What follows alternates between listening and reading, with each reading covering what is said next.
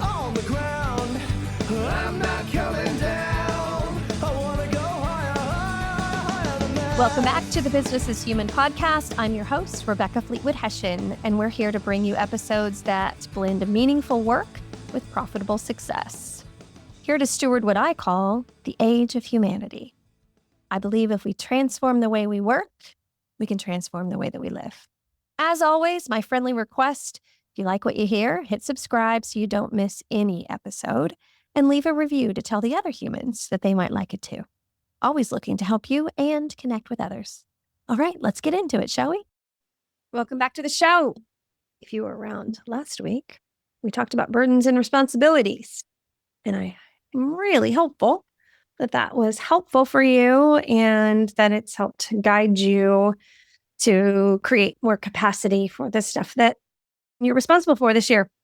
And that topic came from a retreat that I held for a group called Rise and Thrive, the alum community that I've been working with these folks, a new group for 7 years.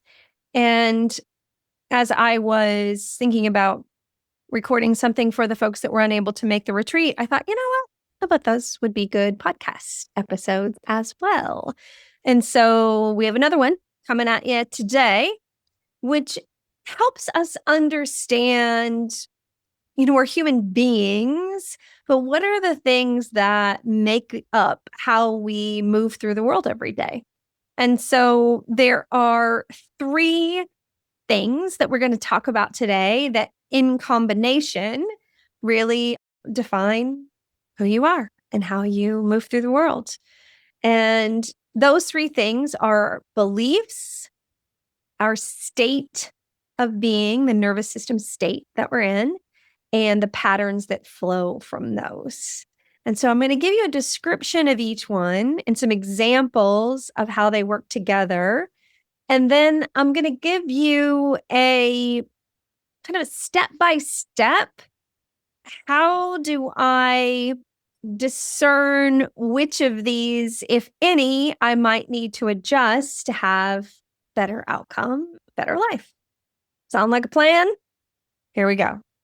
Your belief is what you are assuming is true right now in that situation. Beliefs aren't always truths. Sometimes we believe things that aren't actually true, but we hold them so close, so dear to us that in our hearts and minds, they feel true. And so those are the ones that are a little tricky. And it's why I love my faith, because I check in and ask myself if what I'm believing holds up with what God says is true, because that's truth. That's truth that I can take to the bank, y'all. But sometimes our beliefs aren't lined up with truth. And so that's a place to check yourself before you wreck yourself, as they say. Your state is how your body and your nervous system feel. Last episode, I talked a lot about the difference between a state of love and connection versus a state of fear and protection. So your state is your nervous system state. And then patterns flow kind of out of autopilot from those things. Here's a couple examples to illustrate how these work. The first one is that high achieving, always on. The belief that flows from that person is if I'm not producing or contributing, I'm falling behind. And when that is your belief, and P.S., let's test that to what God says. Is that what God says is true? Nope. God says you need rest. You need to go off to yourself and pray and rest and get sleep. And he says it all. But sometimes, and I lived there for a couple decades with the belief that if I wasn't producing or contributing, I was falling behind. So no shame, no judgment around here ever. But we're just being more aware of who we are and making sure that we are aligning ourselves to the life that we want. So if that's your belief, the state that your nervous system is typically in that flows from that belief is internally always feeling rushed. Your chest is tight. You have difficulty slowing down. The nervous system stays in go mode. That's what feels safest. And when I was in that belief of if I'm not producing, I'm falling behind, I had a hard time even just sitting on the couch and watching a movie with my children. In fact, my kids would say to me, "Can we watch a movie without your laptop?" Sad but true. Because I felt like I had to be doing something. Sitting with my children in love and connection and laughing at their movie and watching their reactions wasn't enough for me. My nervous system felt like, you're going to get behind. Why don't you catch up on email while you're watching this movie? Multitasking, always. So the pattern that flows from that belief and that nervous system state is overworking, which is what I was doing with my laptop while I was watching, Zootopia or something. Yes, I went to see Zootopia 2 with my adult daughter this weekend, and it was really good. Yes, we are still going to see cartoons. I did not take my laptop. I took my blanket to the movie theater, and it was fabulous.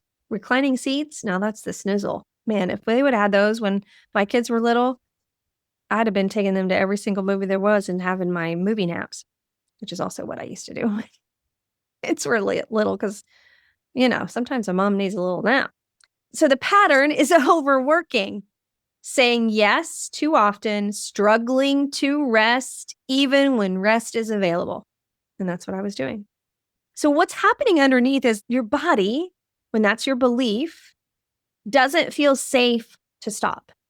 And for some, then that belief turns into a burden, which was last week's topic, where we feel like it's all on me. If I'm not taking care of everything all the time, everything falls apart for me and everybody else. And for some, it's switching that belief to, I need to learn to trust that others, or even just trust that God's in it with me, so that I don't take on that burden of believing that it's all on me. Whenever we can align our belief with God's truth, that is the overarching true of all truths, no matter what. Another example, if your belief is trying to keep the peace at all costs, and you believe that if I speak up or disappoint somebody, I'm going to lose connection, I'm going to lose opportunity, I'm just going to lose. It's just going to be bad. Then your nervous system state stays guarded, hyper aware, always scanning for, is everybody okay with me and with each other, probably. And so the pattern that flows from that is to be people pleasing, avoiding the hard conversation, and always agreeing outwardly, but inside feeling maybe bitter and resentful. So what's happening is connection, real connection, where you have real conversations, feels fragile. Like, I probably shouldn't do this. And so the nervous system will refrain from honesty because it doesn't want to cause disconnection. So you keep the peace, but it actually is avoidance. It's not actually peace, because if it was actually peace, you'd have inner peace about it. You wouldn't have resentment. If we line this one up to God's truth, the belief that if I speak up or disappoint someone, I could lose connection, that one doesn't hold true either, because he says, speak honestly with love and have truthful conversations with one another. And so if we want real peace, the shalom of God, nothing missing, nothing broken, inner peace and outer peace, then we need to have tough conversations sometimes. And know, again, that God will be with us. And if our intent is to do it from a place of love, that it will create a greater sense of peace in ourselves by having the conversation. Another example is, if the belief is, if I get this wrong, whatever this is, whatever situation you're in, if I get this wrong, it's going to cost me my reputation or another opportunity, or my boss isn't going to like me, or my client isn't going to like me. Like, I can't ever get anything wrong. That creates a nervous system state where you just get frozen from making decisions because you're afraid that you'll get it wrong. And so you keep really busy doing other things, using the busyness as the reason not to address some of the other stuff. So the pattern becomes procrastination, busy work, delaying the thing that really matters most. Because underneath it all, it's not laziness, it's fear. You're protecting yourself against this belief of, I can't get this wrong. So fear replaces the trust and control takes over. I'm going to not have the conversation. I'm going to control this thing so I don't have to have the conversation. And so across all three of these examples, the belief is the one that's causing the pressure or the need to protect yourself. And so the nervous system state doesn't get to a place of love and connection. It stays in a place of protection. And then your pattern, your behavior is what's falling from that just subconsciously. Your autopilot is the nervous system is coping. It's not actually living full of love and connection and unity and peace. So here's a few steps to assess what might be causing you challenges, whether it's a belief and what state of the nervous system that is causing and what patterns. The first step is when you're feeling some kind of way. So basically you're feeling in a way that you don't want to feel that way anymore. Enter whatever that is for you. So step one is you're going to pause and notice, what am I actually feeling? Am I feeling rushed? Am I feeling irritated, anxious, shut down? What am I actually feeling? Just the pause itself to take a series of breaths. And when you do this breath work to get perspective, the best way to do it, 5 rounds. Inhale for 5 counts through your nose, hold it for 1, and then exhale for 7 counts out your mouth. So always a longer exhale than an inhale. And it takes all of 30 seconds. And people are surprised how quickly you feel better. Take a pause, take your 5 rounds of breaths, and then just ask yourself, what might I be believing right now? Not what's true, but what is operating in my beliefs that might be causing me to feel some kind of way. Some of the things that might flow from that question to yourself is, I believe that it's all on me, or I believe I can't disappoint anyone. I believe I can't slow down. I believe I can't get it right. I don't know what yours is, but you do. What might I be believing right now in this moment? Once you've identified that for yourself, then ask yourself, what state am I in? Don't try to explain it away. Don't try to put a story attached to the state of being. Just what am I feeling in my body? In my body, the physical feeling in my body. Am I calm? Am I tense?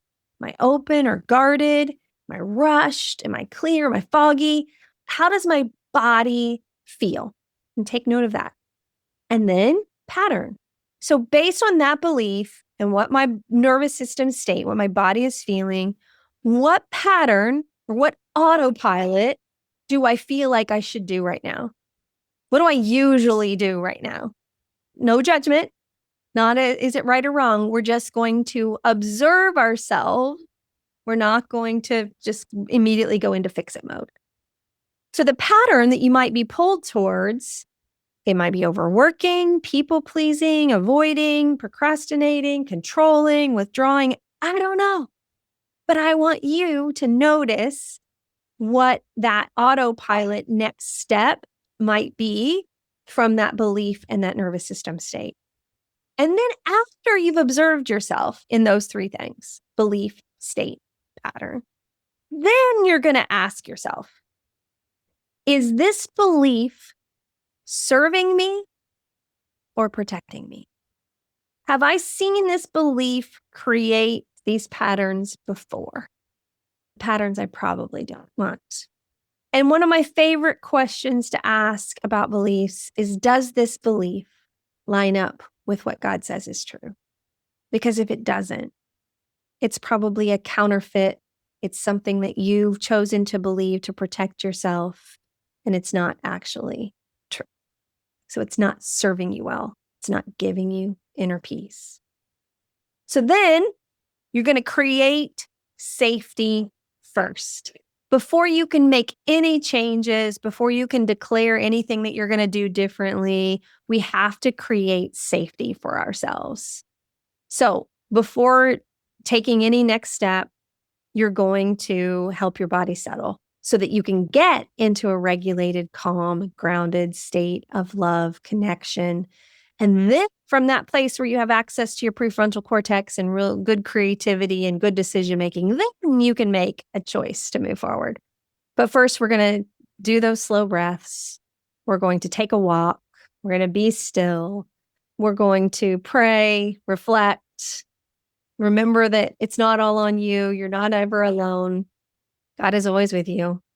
And once you feel more grounded, then you have access to clarity, courage, compassion, discernment, creativity, so much more better options than the autopilot that your dysregulated state was going to put you into. So then from a steadier place, you can say, okay, what's one small response that I can choose that aligns with who I want to be? And the more that you can align your beliefs with who you want to be, then you stay in a more regulated state and your patterns will flow from that. Sometimes we just work on that regulated state and then we view those beliefs as they pop up. Any of those three are going to give you the kind of wisdom and discernment and reflection that you need to make the kind of decisions that are going to create the life that you want with peace, both inside and around you. But again, I talked about this last week. It's not always about comfort. Life is hard. Work is hard. There's lots of situations that are challenging. That's not going to change. So if we're waiting to feel peace until everything around us is peaceful, what we want to do is find that inner peace, even when things are situationally and circumstantially a bit chaotic around you. I hope this is helpful. If you have questions, if you want to talk more about it, you know what to do. Message me, email me, Rebecca@wethrive.live. And go to my website, RebeccaFleetwoodHession.com, and check out the tickets to the Stand Tall in Your Story event, which is coming up on March 12th at Indiana Roof Ballroom. It's going to be the best one yet. We had over 350 people last year. I have just said, Lord, I'd like to have 500 in the room this year. And so I'm expecting that to be true. I want one of those people to be you. Maybe you bring your whole team, get a table of 8. I can promise you that the conversations that you have at this event will be the kinds of conversations that will build relationships better than anything you've ever done. I promise. And that's a promise I know I can keep. All right, y'all. Love you, mean it back. I'm not coming down. I never left it on the ground. I'm not coming Thanks for being here. You can follow us on Instagram, Business is Human, or TikTok, Rebecca Fleetwood Hession. It's a great way to share some of the clips with your colleagues and friends. All right. Make it a great day. Love you, mean it.